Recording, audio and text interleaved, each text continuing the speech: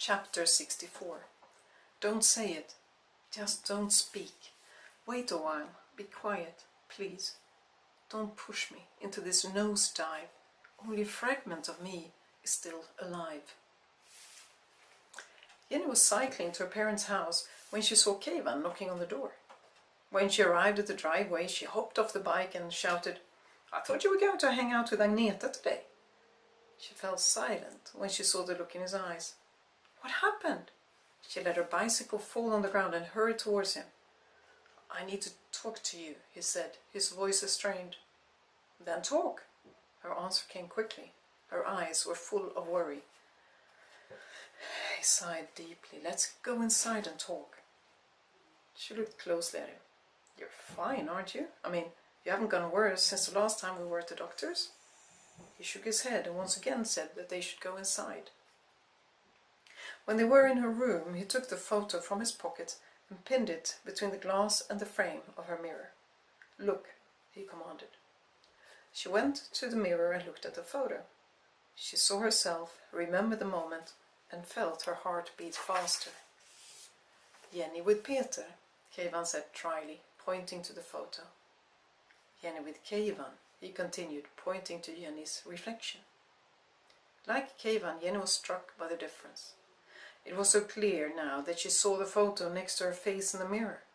Her hair wasn't only shorter, it was also lifeless, as was the rest of her face. Her eyes, which were bright green in the photo, seemed to have lost their luster. Her face was thinner, greyer, more inward, as if all life had slowly seeped out of her since then. Who was looking back at her in the mirror? Where had the Jenny from the photo gone? Was she gone forever? After a long while, she sighed. He didn't dare to look at her. "Your description has some flaws," she said matter-of-factly. She felt more secure now that she knew what he was so upset about. She turned around, went to her bedside table and picked up a photo of her and Kevan. She pointed at the photo with a happy Jenny. "Me with Peter?" Then she pointed into thin air. "Me after Peter left.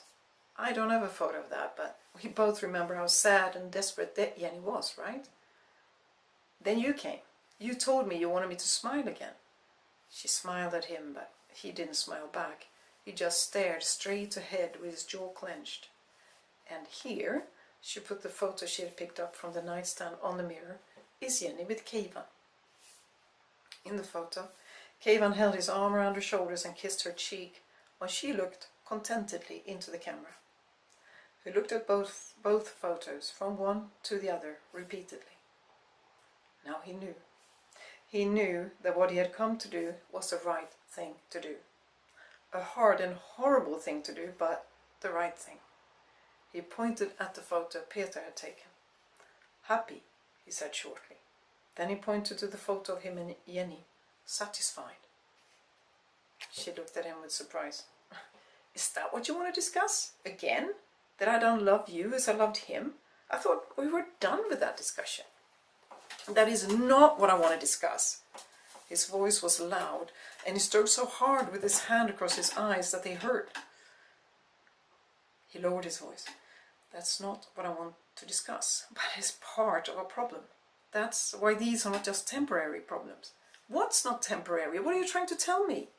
She was starting to panic. He heard it. He hated putting her through this, but he knew he had to. "This," he pointed at her reflection in the mirror, "this is not temporary. Your misery, your guilt. You won't get over it as long as we are together. We are stuck. We don't know how to proceed. And even if we find a way to move on," he fell silent and wiped away tears, "we will never get further than here." He pointed to the photo of Jenny and himself. "We will never get there," he continued, pointing to the photo from Slottsskogen. "I don't understand." Her eyes were wide open and frightened, her voice anxious, high. "You understand, my love? You understand?" He reached out to hug her. She pushed his arms away. "No, I don't!" Her voice was in falsetto. "I don't understand at all." "I love you, Jenny." "Then why are you doing this?" She stared at him with big, shining eyes. "Don't do this. I don't know what to do without you. Don't do it. I have to. You need to find yourself again. Her pleading voice changed. He heard anger in it now. Don't give me cliches. Say what you really mean. He continued, even if her desperation stabbed him in the heart. I love you. I have loved you ever since I first laid eyes on you. Then don't do it. And I'll always love you. That's why I must let you go. I have to let you move on. This is slowly killing you. You're no longer Jenny. Please. I'm doing this for you. Stop it. Just stop it. She put her hands over her ears and sank down on the bed. My love, my darling. He sat down next to her and tried to hug her, but she pushed him away again. His arms sank to his side and he looked at her with sad eyes. She looked back for several seconds without saying a word. Then, with forced calmness, she asked, Are you really breaking up with me? You, who said you would make me smile again?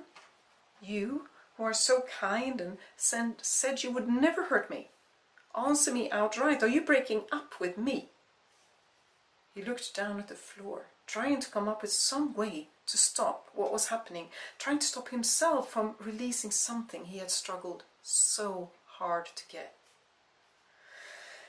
He took a deep breath and then said, clearly and distinctly, Yes, Jenny, I'm breaking up with you. I'm doing this because... Leave! She got up and walked to the door. Get out! He stood by her bed and looked at her. I said, get out! There was nothing he could say. It was done. Over. It was the worst thing he had ever had to do. And now it was over. He walked listlessly out in the hall toward the front door. When he was about to close the door behind him, he heard her voice. He didn't see her. He only heard from the dark corner of the hallway. In any case, you managed to make me as sad as he made me, she said quietly and continued. Are you happy now? He lowered his head and went away, tears streaming down his cheeks. Agneta had just put the photo album on the bookshelf and put glue and leftover photos in the desk drawer when the doorbell rang. What she saw when she opened the door made her chin drop. Keivan stood outside the door. Tears streamed down his face and he made no effort whatsoever to hide them. Before she had the chance to say anything at all, he took 2 steps into the hallway, put his arms on her shoulders and then hung heavily over her while he said with a voice filled with despair, I broke up with her. I've always wanted her. I've always loved her. And now I've broken up with her. You should have seen how she looked at me. Help me, Agneta. Please help me. When Keivan had closed the door, all strength flowed out of Jenny and she collapsed on the floor. It was inconceivable. Her support in life, her everything, had given up. When life was more difficult than ever, he had walked out on her. He no longer loved her. He who had always loved her. He who had always been there. Suddenly she felt how her stomach revolted. She felt nausea that she could barely handle. She got up and stumbled to the toilet where she vomited intensely and for a long time. When she had finished, she trembled all over. She saw vomit on the toilet ring. She smelled how her whole mouth stank. Still, she didn't get up to rinse her mouth or clean it. She just couldn't. I need help, she thought. I need help. She crawled out of the toilet, stood on wobbly legs in the hallway, and put on her leather jacket and a pair of shoes. With shaky steps, she went to the only one who could help her now. The one who had helped her when Peter had left her that autumn day an eternity ago. She was going to her best friend. As usual, Jenny went to the back door of Agneta's house. Just as she was about to open the door, she looked into the room. It felt like a kick in the stomach. On the sofa inside the living room, Agneta sat with her arms around Keivan. She pulled her long fingers through his black curls. Jenny's powerlessness disappeared in one fell swoop. She felt a red heat spread through her body, from her stomach to her arms and legs. The anger that grew inside her was as strong as the one she had felt during the beating. Without thinking, she raised her leather-clad elbow and pushed it right through the window of the glass door. When the window was smashed, and the shattered glass landed on the floor, Agneta and Keivan flew up, both staring in terror and confusion at the door. She looked at them with the rage in her eyes. "You did it for me, huh? For my sake? You lying fucking pig!" She looked straight at him, very aware that being called a pig was a big insult for him. Then she turned to Agneta. "And you call yourself my best friend. How could you? You fucking... Jenny searched for a sufficiently hurtful word. "You fucking bitch!" Then she turned on her heel and ran away. Keivan followed her but stopped when he realized that he would not reach the door without getting broken glass in his feet.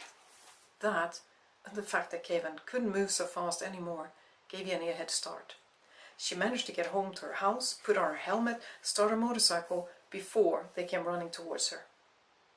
They shouted and talked, something about her having misunderstood, that she had to wait, that they needed to explain. She completely ignored them, swung her leg over the saddle and accelerated so the engine howled. She accelerated so hard the front wheel lifted off the ground. "Oh my God, I don't even know how to do a wheelie." The front wheel landed with a thump on the ground again. She skidded, but by accelerating, she got the bike on the right keel.